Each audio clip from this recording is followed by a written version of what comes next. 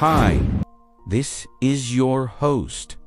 This is Coyote. Coyote swims across the San Francisco Bay. Is it wild or worrying, you decide? It's a little after 5 a.m. and the fog is rolling into the San Francisco Bay.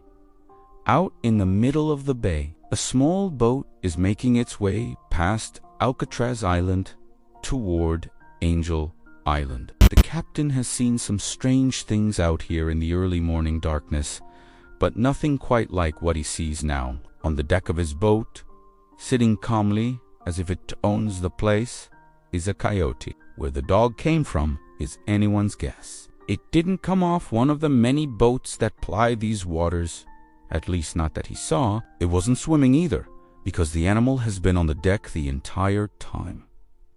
And yes, it is a coyote. There's no mistaking that face with those pointy ears and bushy tail. The dog raises its head and lets out a bark. It looks around as if surveying its domain. Then it settles back down again, seemingly content just to sit there. The captain slows the boat down and gets closer to the animal. He's never seen anything like this before. A coyote on the deck of his boat. He has been on the water most days for the past 30 years and has never once seen a coyote swim the length of the bay. The captain's name is Tom, and he's a good guy, even though he's late to drop off his passengers at the dock. They understand. He pulls the boat up alongside the coyote and reaches out a hand.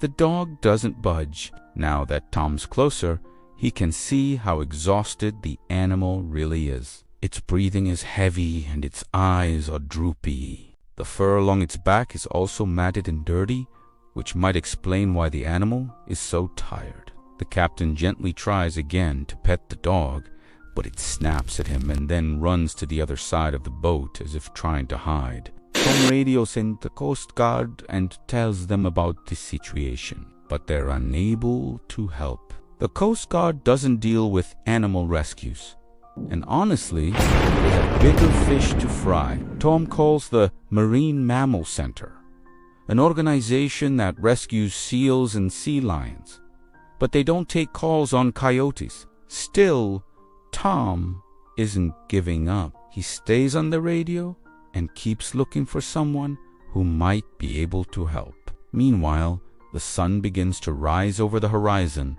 and the coyote, who has been sitting quietly, jumps off the boat and disappears into the shallows. It's gone. Tom sighs. He hopes whoever owns the dog is able to get it some help. After all, it looked pretty exhausted. But this story is just getting started because, as fate would have it, someone did witness the whole thing. Jennifer took her dog, Gus, for a walk along the beach when she noticed something peculiar. In the distance, she could see a dark shape walking along the shoreline. As she got closer, she could make out the distinct shape of a coyote. The dog was making its way along the rocky coast, and Jennifer couldn't believe her eyes. She had never seen a coyote this close to civilization before. Was it lost or injured? Had it just moved into the neighborhood? All sorts of thoughts ran through her head, but she knew the most important thing was to get the coyote away from the road. The last thing she wanted was for the dog to get hit by a car. As Jennifer watched, the coyote began to cross the street. It was heading toward the beach, and Jennifer let out a sigh of relief. At least the dog hadn't been hit by a car yet. But then something unexpected happened. The coyote suddenly stopped in its tracks and turned around. It stared directly at Jennifer, and she could feel her heart racing. What was the dog thinking? Was it going to attack her or her dog? Jennifer held her breath and waited, but the coyote didn't charge. It merely stood there, staring at her for a moment before turning around and disappearing from sight. Jennifer was shaken. She couldn't believe that she had just come face to face with a coyote. It seemed so wild and dangerous, yet so tame at the same time. It was an experience that she would never forget, and she couldn't help but wonder what the coyote was thinking. Was it curious about her? Was it feeling threatened? Or was it simply lost and confused? In the end, Jennifer decided not to tell anyone about her encounter. She knew that people would only become more fearful of coyotes if they knew that one had been spotted in the area. And she didn't want that to happen. Instead, she kept the experience to herself, remembering the coyote's piercing stare and the suddenness of its appearance. It was a reminder of the wildness that still existed in the world, even in the most unlikely of places. Meanwhile, at the Marine Mammal Center, the phone rings. Sarah, one of the staff members, picks up the receiver and listens intently to the person on the other end. It seems that a coyote has been spotted on a boat in the middle of the San Francisco Bay. But this is not unusual. Coyotes are strong swimmers and are known to travel long distances in water.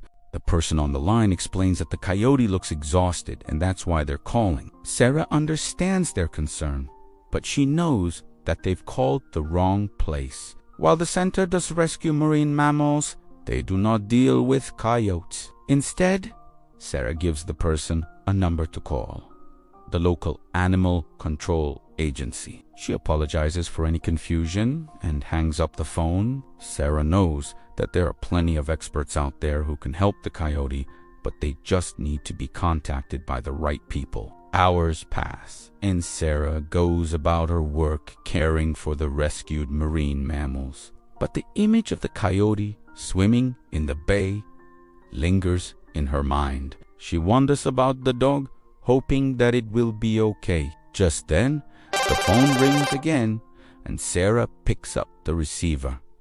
This time, it's animal control. They want to know if Sarah can come out to Angel Island, where the coyote was spotted. Of course, Sarah agrees and quickly grabs her things and heads out the door. As Sarah arrives at Angel Island, she is met by a team of animal control officers. They explain the situation, and Sarah can't help but feel a sense of admiration for the coyote. Despite being exhausted and hungry, the dog had managed to swim across the bay. That takes strength and determination, but Sarah knows that the coyote needs help, and she wasted no time getting to work. After examining the coyote, Sarah determines that it is healthy but extremely thirsty. She offers the dog some water, and it gratefully laps it up. Sarah knows that the coyote needs food, too, but she doesn't have any on her, so she leaves the island and heads home. Sarah grabs some dog food from her pantry and returns to Angel Island. When she sees the coyote, it is still waiting patiently on the dock. Sarah approaches cautiously, but the coyote doesn't seem to mind. It is too tired and hungry to be afraid. Sarah sets the food down, and the coyote immediately begins to eat. It is clear that the dog hasn't eaten in days. Sarah watches as the coyote finishes the food, and she feels a sense of satisfaction knowing that she has helped the animal. But she knows that this is only a temporary solution. She needs to find a permanent home for the coyote where it can be cared for properly. Sarah contacts a local wildlife rehabilitation center and explains the situation. They agree to take the coyote off her hands, and she wastes no time getting the dog into her car. As Sarah drives to the rehabilitation center, she can't help but think about the coyote's journey. How did the dog get onto the boat in the first place? And how did it survive the swim across the bay? Sarah has no answers, but she knows that the coyote is safe now, and that's what matters. At the rehabilitation center, Sarah hands the coyote over to a team of experts who will care for the animal. She says goodbye and heads home. Sarah feels good about helping the coyote, but she knows that the public is not always so understanding. Coyotes are often seen as pests and are killed or trapped, but Sarah believes that coyotes deserve a chance to. They are beautiful animals who play an important role in the ecosystem. In fact, coyotes are one of the most widely distributed land predators in North America.